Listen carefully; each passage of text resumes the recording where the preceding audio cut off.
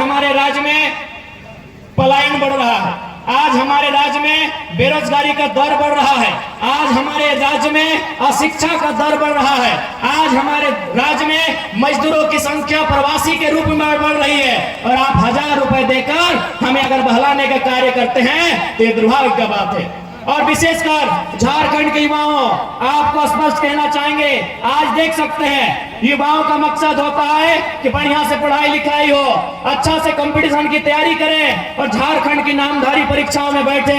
आज आपको मालूम है सीजीएल के साथ क्या हुआ? मालूम है आपको क्या हुआ सीजीएल के साथ? पेपर लीक का मामला। आज सीजीएल के साथ क्या हुआ? पेपर लीक का मामला। आप सोच के देखिए, सीजीएल की परीक्षा जिसका इंतजार 2015-16 से किया जा रहा था कि नहीं? 2015-16 से सीजीएल की परीक्षा का इंतजार किया जा रहा था।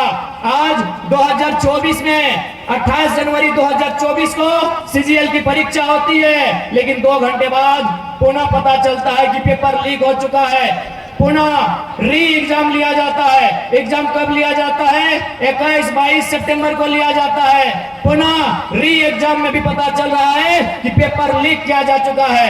ऐसे में आप तमाम केवल नौजवान पढ़ने वाले छात्र नहीं, अभिभावक, माताएं, हमारे तमाम अभिभावक, आपको भी गुस्सा आना चाहिए, आपको भी गुस्सा आना चाहिए कि आपने इन सरकारों को क्यों चुना था। आपको मुख्यमंत्री के साथ सुदीप सानू से सवाल करना चाहिए कि आपको हमने सत्ता में क्यों बैठाया था? सीजीएल का पेपर लीक करने के लिए नहीं बैठाया था। आपको सवाल करना चाहिए। लेकिन आज बहुत दुर्भाग्य की बात है, हम और आप व्यस्त हैं, अपने रोजमर्रा की जिंदगी में व्यस्त हैं, हम अपनी चाय की दुकान में व्यस्त हैं, हम अपनी पान की दुकान में व्यस्त हैं, हम अपनी दिनचर्या में व्यस्त हैं, हम अपने काम काज में व्यस्त हैं, हम अपने रोजगार में व्यस्त हैं। लेकिन आज यहाँ के राज्य के आपके बच्चों के भविष्य को लाखों रुपए में बेचा जा रहा है, और आपके कानों में अगर जू नहीं रेंग रही है तो याद रखिएगा, केवल सरकार दोषी नहीं है, आप और हम दोषी हैं इस राज्य की बर्बादी के लिए। इस बात को याद रखिएगा। और यदि आप आज याद नहीं रखते हैं, आज यदि आप में राजनीतिक सुचिता का संचार नहीं होता है, यदि आज आप में राजनीतिक चेतना जागृत नहीं होती है, तो आने वाली पीढ़ी आपसे सवाल करेगी, आपकी आने वाली पीढ़ी आपसे सवाल करेगी कि आपने क्यों सवाल नहीं किया? जिन लोगों को आपने सत्ता दिया था उन लोगों से सवाल क्यों नहीं किया? कौन जिम्मेवार होगा? सीजीएल की परीक्षा में धांधली का जिम्मेवार कौन होगा? पारा टीचर की जो समस्या है उसका जिम्मेवार कौन होगा? आंगनबाड़ी की सेविका धरने पर बैठी है, उनका जिम्मेवार कौन होगा? पूरे राज्य में लोग धरने पर बैठे हैं। आज ये सवाल उठता है कि अगर पूरे राज्य में लोग धरने पर बैठे हैं तो इस राज्य में खुशहाल कौन लोग हैं? ये भी हमारे सोचने का सवाल है।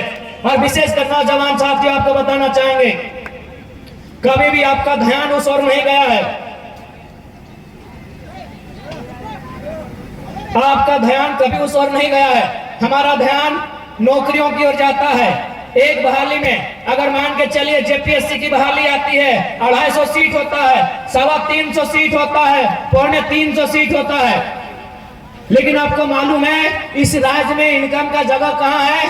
आपको अभी तक मालूम नहीं है, क्योंकि हमारा माइंड उतना डेवलपमेंट ही नहीं है, हमारी सोचने की शक्ति वहां तक गई ही नहीं है। अरे नौकरी वन टाइम अगर जेपीएससी निकालती है तो 250 सीट ज्यादा नहीं रहता है, लेकिन आपको मालूम है आपके गांव में, आपके पंचायत में, आपके प्रखंड में, आपके जिला में जो भी सरकारी मकान है, जो भी सरकारी भवन है, वहां केवल 2-4 अधिकारी सरकारी होते हैं, बाकी एजेंसियों को ठेका दिया जाता है, बाकी कॉन्ट्रेक्चुअल लेवल पे आधार पे होता है, बाकी टेंडरशिप के आधार पे होता है।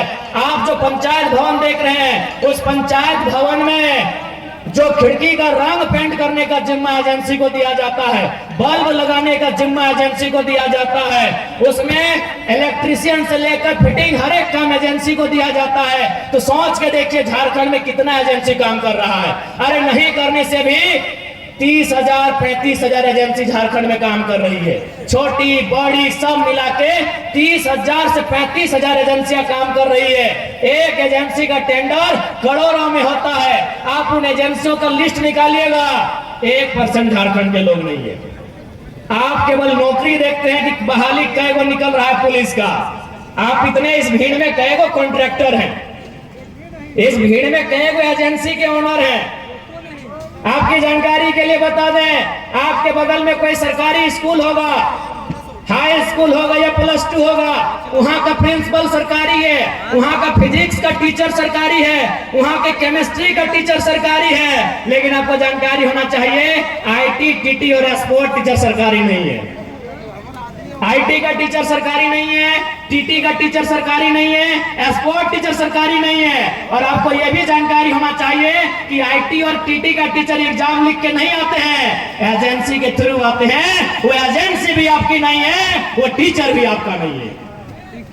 आज तक झारखंड का ध्यान गया ही नहीं है। झारखंड के नौजवान नौकरी के, ठीक है नौकरी अच्छी बात है, हमारी भी पहली प्राथमिकता नौकरी होती है, लेकिन आप एजेंसी को भूल रहे हैं, आप टेंडरशिप को भूल रहे हैं, आप ठेकेदारी को भूल रहे हैं। अरे पैसा वहां है।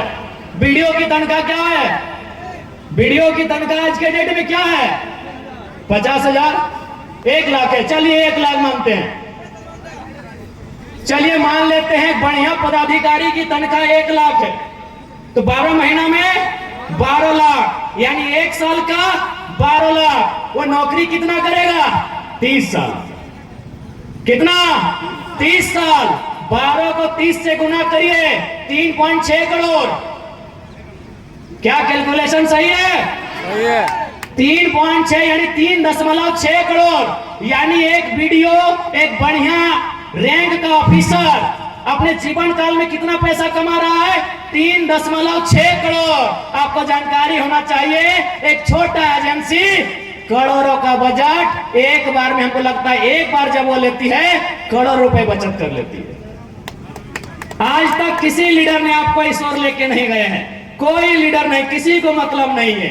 आप कहीं चले जाइए, आप अस्पताल में चले जाइए, स्वास्थ्य केंद्रों में डॉक्टर सरकारी हो सकता है, डॉक्टर सरकारी हो सकता है, वॉचमैन सरकारी नहीं है, जो गार्ड है वो सरकारी नहीं है, जो सफाई कर